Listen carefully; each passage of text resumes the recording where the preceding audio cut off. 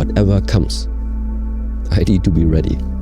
You want to bring out something good, the better version about yourself. It's not going to happen in the next life.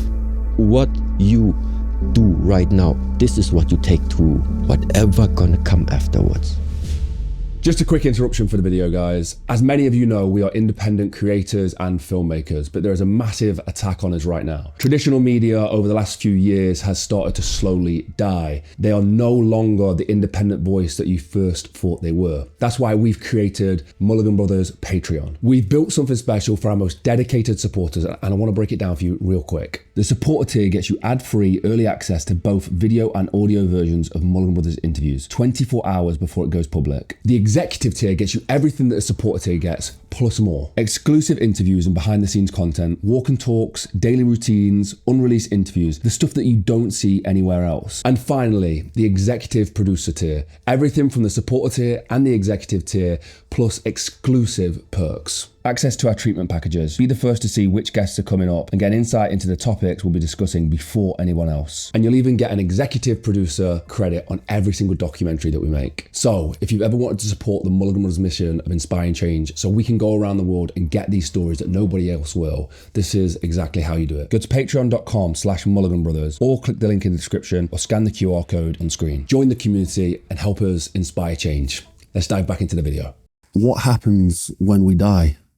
I don't know what's happening with each individual. I can say what my observation, what my view tells me right now. It can't just stop. It can't just stop. Since the beginning that we were born, your heart goes up and down. Your heart pumps the blood. Your lungs, they inhale, they exhale. The stars turn. The earth is turning. It's the constant exchange between up and down, left and right, in and out, day and night.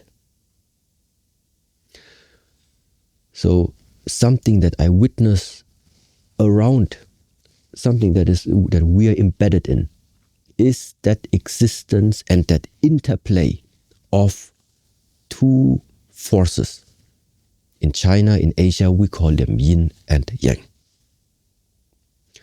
Now, if I would ask you right now, so how do you call this?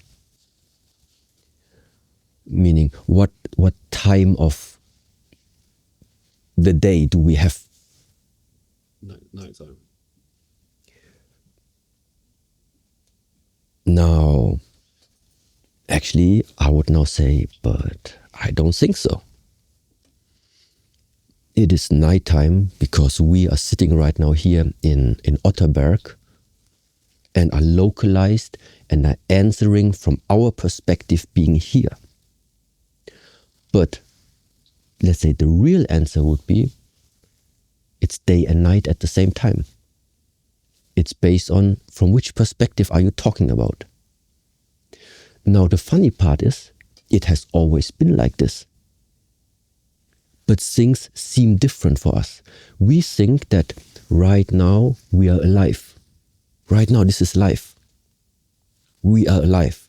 Later, hopefully 50 years later, then comes death. So what is it that we are, let's say, thinking that life and death is something which happens chronologically, one after another? Who is saying, and it happened many times in the past, that life and death, both of them, is here right now? In the media, every day it happens. People die from one second to another, out of whatever reason. It's unlikely things can fall from the sky right onto you. It's also finished.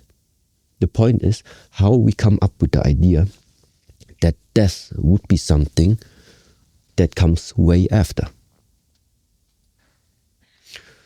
So one way how I took this thinking process out for myself and what it means for me is, automatically when some thought like this gets really deep into you, what automatically happens is you appreciate the lifetime right now more, and you are more careful about what you do. Those two things automatically start to arise in the moment this thought enters into your flesh and blood. Yeah. So, and therefore, I prefer to not even think in these terms of death comes later, what comes later. I focus on what I can do right now with what has been given to me. This is what matters to me. Because what should I say? I think it's not going to happen if you have a person who during the lifetime is used to waste a lot of energy, waste a lot of lifetime. Even if you give him an afterlife, it's going to be the same. Because why else? From where should this switch of mentality suddenly come? So waiting for better times to come, that you change something about you, is not going to happen.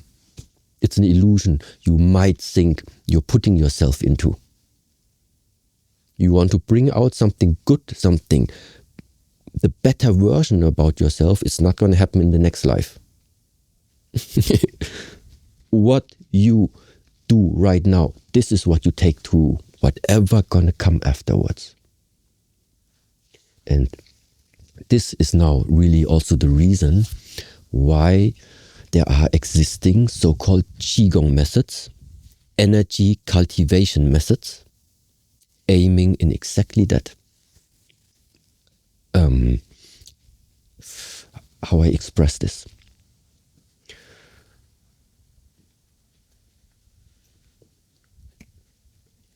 If you are living, it's easy explained.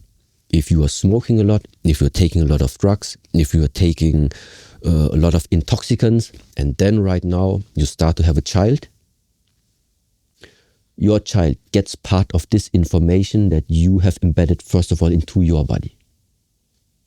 At the same time, if you are educating, training your body, your mind in such a way and fill your body up with information, let's say positive information, and then you pass it on.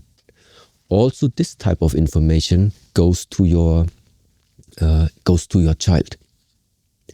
So the better you are developing yourself, the more easy it is going to become for your child to go on, because he has already something that you, let's say, worked for, yeah, that you developed already.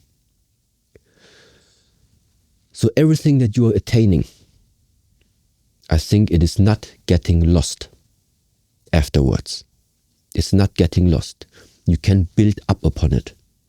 For me, this means, for example, how can it be? Sometimes child are born nowadays and you realize they have a super high, let's say, resonance with music.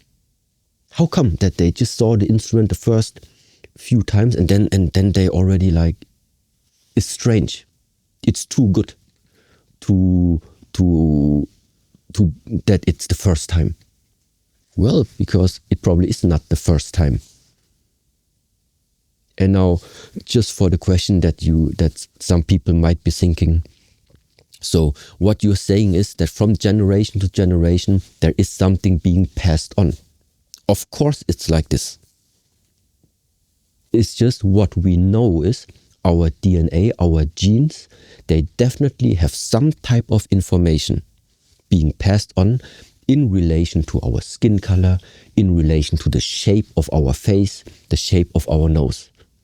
Because you and me, we have never met our grandfathers, but if you would see a picture of him, you would recognize there's something similar between you and him. So 5, 6, 7 generations and still something is passed on physically wise. Yeah, and I think it's not just physically wise. I also think something is passed on when it comes to spiritually wise. So if you develop yourself in a certain spiritual way in this lifetime already, I think it has some effect for future generations.